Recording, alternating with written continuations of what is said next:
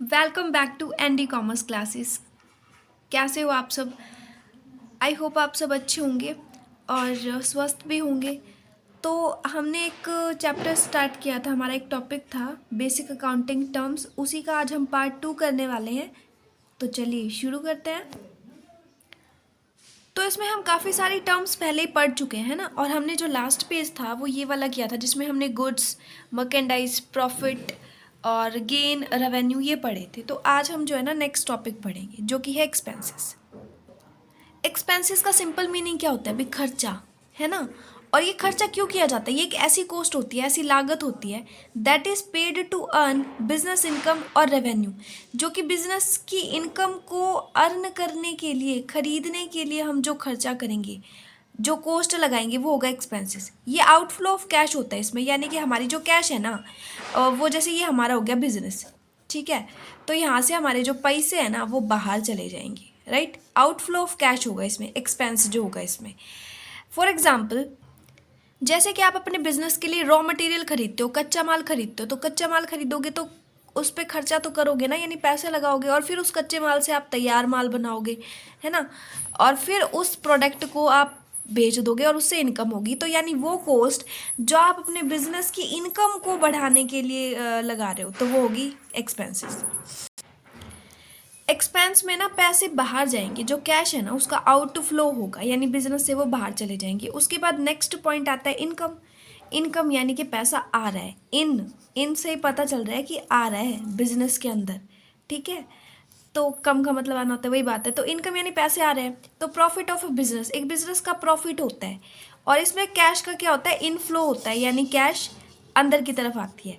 ये हमारी कैश है, फॉर एग्जांपल डॉलर के रूप में, और ये हमारा बिजनेस था। जब हमने एक्सपेंस किया तो ये बिजनेस से बाहर चला गया, और जब हमने हमारी इनकम हुई तो ये हमारा कैश वापस आ गया। उसके बाद होता है डिस्काउंट।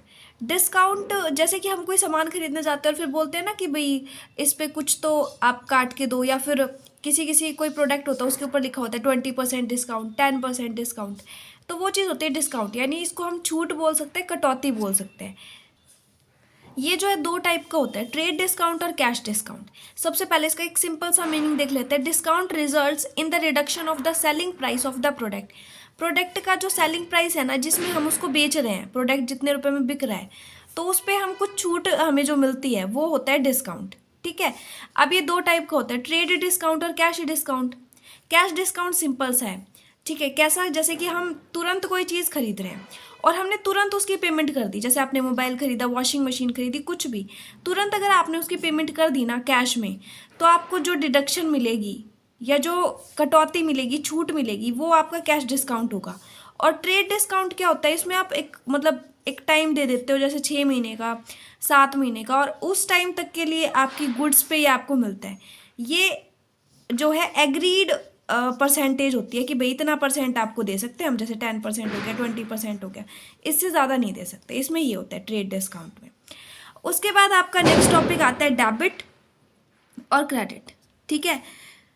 डेबिट का क्या मतलब होता है? वैसे तो ये आप जब जर्नल एंट्री करोगे तो ये दोनों टर्म्स बहुत ज़रूरी होंगी, तो हमें पता होना चाहिए कि क्या होता है। Debit means an entry recorded for a payment made. हमने कोई पेमेंट करी है, जैसे कि किसी को हमने रेंट दे दिया, ठीक है, किसी को हमने इंटरेस्ट दे दिया, तो हम कुछ ना कुछ पे कर रहे हैं जहाँ पे हमारा पैसा बाहर जा रहा है, ठीक है। तो वो सारी एंट्री किस में, किस साइड रिकॉर्ड होंगी? Debit side. It increases assets और एक्सपेंसेस, ये खर्चों को बढ़ा देती है, हमारी एसेट को बढ़ा देती है। जैसे हमने फर्नीचर खरीदा, तो फर्नीचर एक एसेट है, तो एसेट बढ़ गई, लेकिन खर्चा भी तो बढ़ा ना, फर्नीचर खरीदने का खर्चा, तो वो पैसे जाएंगे, यानी पेमेंट होगी, और पेमेंट होगी तो डेबिट होगा। फिर डिक्रीज इन लाइबिलिटी और रेवेन्यू, और हमारी जो दायित्व है, क्योंकि हमने पैसा देना एक तरह से हमारी रिस्पॉन्सिबिलिटी बनती है, लाइबिलिटी बनती है, तो हम वो पे कर देंगे, तो लाइबिलिटी हमारी कम हो जाएगी, है ना, मतलब हमारे ऊपर भार नहीं रहेगा किसी तरह का। तो ये डिक्रीज, कमी कर देती है लाइबिलिटी में। और हमारी इनकम में भी, जैसे मेरे पास मान लो 1000 रुपये इनकम थी, और मैंने कोई प्रोडक्ट जो है वो ख़रीदा, और वो प्रोडक्ट मान लेते हैं कि 500 रुपीज़ का है, ठीक है, 1000 में से 500 का वो प्रोडक्ट है, तो मैंने 500 पेमेंट करनी है। एक तरह से वो 500 की एसेट जो है वो मेरे पास आ रही है, ठीक है, यानी हमारी जो एसेट है वो इंक्रीज़ हो रही है। और अगर मैं उसकी पेमेंट कर रही हूँ तो साथ के साथ मेरी रेवेन्यू यानी मेरे पैसे चले जाएंगे ना, तो मेरे पास बचेंगे कितने, सिर्फ 500 बचेंगे, तो रेवेन्यू जो है वो हमारी डिक्रीज हो रही है। आई होप आपको क्लियर हो गया होगा ये टॉपिक। उसके बाद है क्रेडिट। क्रेडिट कौन सी एंट्री होती है जिसमें कि हम रिकॉर्ड करते हैं, इसमें तो हम पेमेंट वाली रिकॉर्ड करेंगे, डेबिट साइड जो होगी, और क्रेडिट साइड में रेवेन्यू वाली।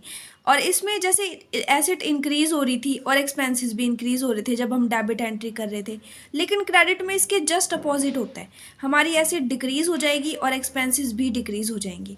इसमें क्या होता है, हमें कुछ ना कुछ मिल रहा होता है, ठीक है, जैसे कि आपने अब की बार कोई चीज़ नहीं खरीदी, बल्कि आपकी जो कंपनी है ना उससे किसी ने कोई प्रोडक्ट खरीदा, जैसे आपकी कंपनी कुछ बनाती है तो उससे किसी ने कुछ खरीद लिया, तो अब तो आपके पास एसेट जो है, यानी आपके पास मान लो आपकी कंपनी फर्नीचर ही बना रही है, तो वो चला गया किसी और के पास, तो आपकी एसेट डिक्रीज़ हो गई, कम हो गई, है ना, और आपका कोई खर्चा भी नहीं लगा तो वो भी कम हो गया।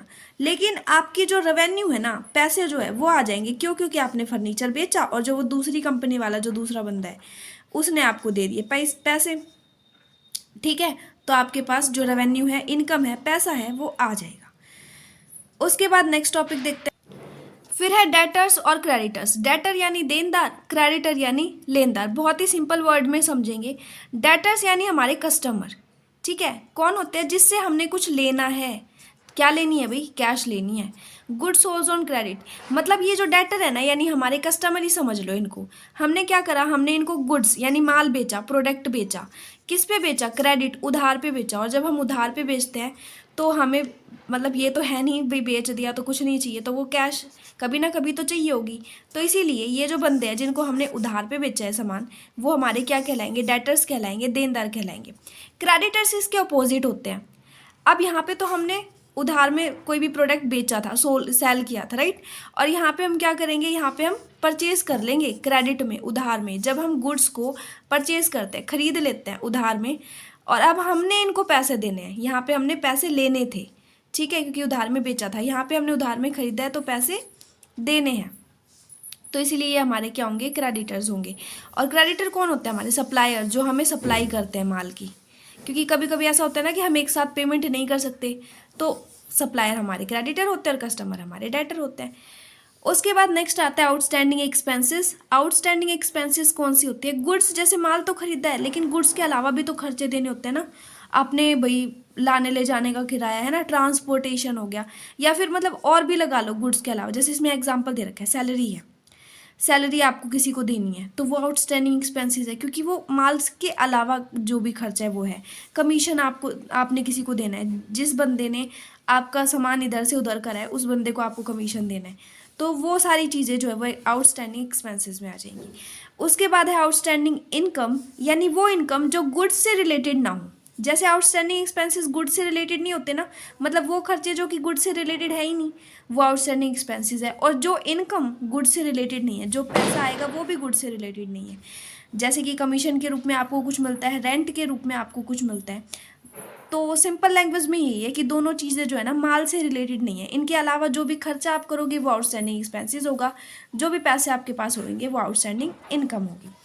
उसके बाद नेक्स्ट है एक्सपेंसेस और एक्सपेंडिचर। इन दोनों में भी एक डिफरेंस होता है। क्या होता है भाई, सिंपल में तो हम यही देखते हैं कि खर्चा है, ये खर्चा है, लेकिन डिफरेंस भी है। क्या है कि एक्सपेंसेस जो है ना वो हम रेगुलर बेसिस पे करते हैं, ऐसा नहीं है आज कर दिया या फिर कल नहीं करा।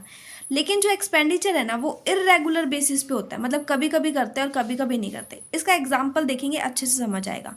जैसे सैलरी आप जो है, जैसे एक स्कूल हो गया और उसमें टीचर हो गए, तो आप अपने टीचर्स को हर महीने सैलरी देते हो ना, जैसे जनवरी में आपने दे दिया, फिर फरवरी में आपने दे दिया, फिर नेक्स्ट मार्च, तो इस तरह से, तो यानी सैलरी का एक्सपेंस हो गया। या फिर आप किराया दे रहे हो, हर महीने दे रहे हो, या फिर आपने वाटर का बिल दिया, तो ये सारी चीज़ें जो है आप रेगुलर बेसिस पे दे रहे हो, है ना, तो वो चीज़ें होंगी एक्सपेंसेस। और एक्सपेंडिचर जिसमें आप रेगुलर नहीं बल्कि इर्रेगुलर बेसिस पे दे रहे हो।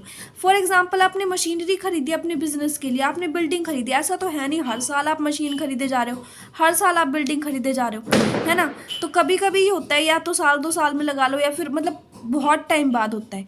तो जब जो इर्रेगुलर बेसिस पे होंगे वो होंगे एक्सपेंडिचर। नेक्स्ट टॉपिक देखते हैं।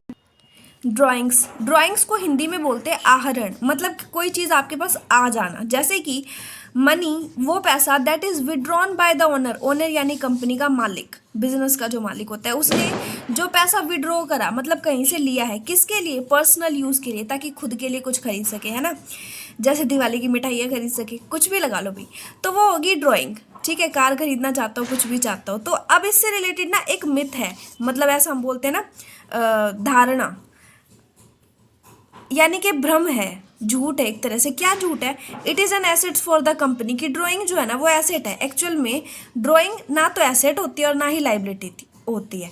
ठीक है, तो ये एसेट भी नहीं है और ये लाइबिलिटी भी नहीं है ड्राइंग। तो क्या है ये? It is a contra entry, contra entry है। It involves owner capital account and drawing account, और इसमें जो हमारा मालिक, मतलब कंपनी का मालिक है, उसका कैपिटल अकाउंट और साथ ही में ड्राइंग अकाउंट इंक्लूड होता है, शामिल होता है। ठीक है, तो इसको ना तो एसेट्स बोल सकते हैं ना ही लाइबिलिटी बोल सकते हैं।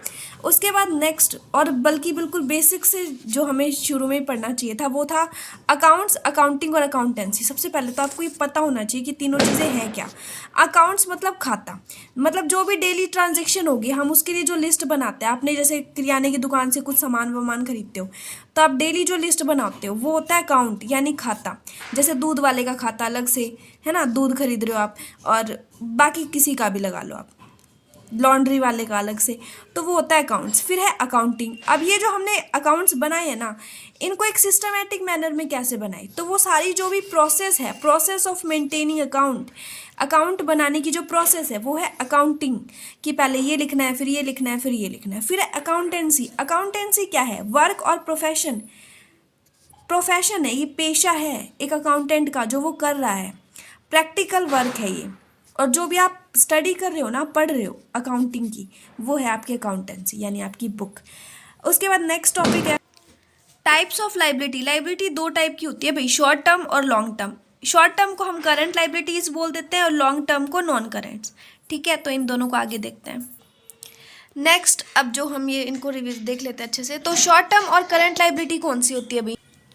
वो लाइबिलिटीज जो कि एक साल के अंदर अंदर, विद इन अ ईयर, एक साल के अंदर अंदर हमने जो पे करनी है, चुकानी है, किस में? कैश में। और debts payable within 1 year, यानी एक साल के अंदर हमने जो अपने ऋण है ना, जो भी हमने उधार ले रखा है, वो सारा चुकाना है। तो वो सारी चीज़ें होती है शॉर्ट टर्म करंट लाइबिलिटी, मतलब थोड़े ईयर्स के लिए होती है वो। ठीक है, उसके बाद एग्जांपल्स देख लेते हैं। जैसे वेजेस पेबल, हमने किसी की मजदूरी देनी है। इंटरेस्ट पेबल, किसी का ब्याज देना है। डिविडेंड पेबल, है ना, प्रॉफिट में से कुछ हिस्सा हमने पे करना है, तो वो आ जाएगा शॉर्ट टर्म यानी करंट लाइबिलिटी में। उसके बाद नेक्स्ट आते हैं नॉन करंट लाइबिलिटीज़ और लॉन्ग टर्म लाइबिलिटीज़, मतलब ऐसी लाइबिलिटी जो कि एक्सपेक्टेड होती है to be paid in 12 month और मोर। ऐसी लाइबिलिटी जो कि हमने कब पे करनी होती है? जो कि हमने 12 मंथ और उससे ज़्यादा में पे करनी होती है। मतलब कि ये शॉर्ट टर्म तो होती है विद इन 1 ईयर, एक साल के अंदर अंदर। ठीक है, लेकिन ये एक साल से ज़्यादा टाइम तक के लिए होती है। लॉन्ग टर्म का मतलब ही हो गया कि लंबे टाइम के लिए जो हम उधार लेते हैं। ठीक है, debts payable over a longer period. Example इसका क्या है? पोस्ट एम्प्लॉयमेंट बेनिफिट, यानी जब तक आप जॉब कर रहे हो, फॉर एग्जाम्पल 2 साल 3 साल जब तक भी कर रहे हो, तो उसके बाद जो आपको दी जाएगी, यानी आफ्टर रिटायरमेंट जो आपको बेनिफिट दिए जाएंगे, तो नॉन करंट में आ जाएगा, लॉन्ग टर्म में। और लास्ट टॉपिक हमारा रह गया डिविडेंड। डिविडेंड क्या होता है भाई? कंपनी जो है प्रॉफिट कमाती है ना, जैसे एक कंपनी कमा रही है, उसकी अर्निंग है 1 लाख रुपीज़। अब वो जो है ना, उसमें से कुछ डिस्ट्रीब्यूट कर देगी। ये तो नहीं है कि सारा का सारा, तो मान लेते हैं कि 80,000 रुपये जो है ना, 80,000 रुपीज़ वो डिस्ट्रीब्यूट कर देगी अपने इन शेयर होल्डर्स में। शेयर होल्डर्स कौन से है? ये ABCD फॉर एग्जांपल। ठीक है, तो इनमें वो डिस्ट्रीब्यूट कर देगी। अब उसके पास बचगी जो ना अमाउंट, वो होती है रिटेन्ड अर्निंग। तो डिविडेंड वो हिस्सा होता है जो कि डिस्ट्रीब्यूट कर दिया गया, बांट दिया गया। ओके, तो आई होप आपको ये समझ आया होगा। थोड़ा जल्दी जल्दी मैंने कराया है टॉपिक। अगर आपको समझ आए तो प्लीज़ वीडियो को लाइक कीजिएगा और इस चैनल को सब्सक्राइब करना बिल्कुल ना भूलें, और हाँ, शेयर ज़रूर कर दीजिएगा अपने फ्रेंड्स को। Thank you very much.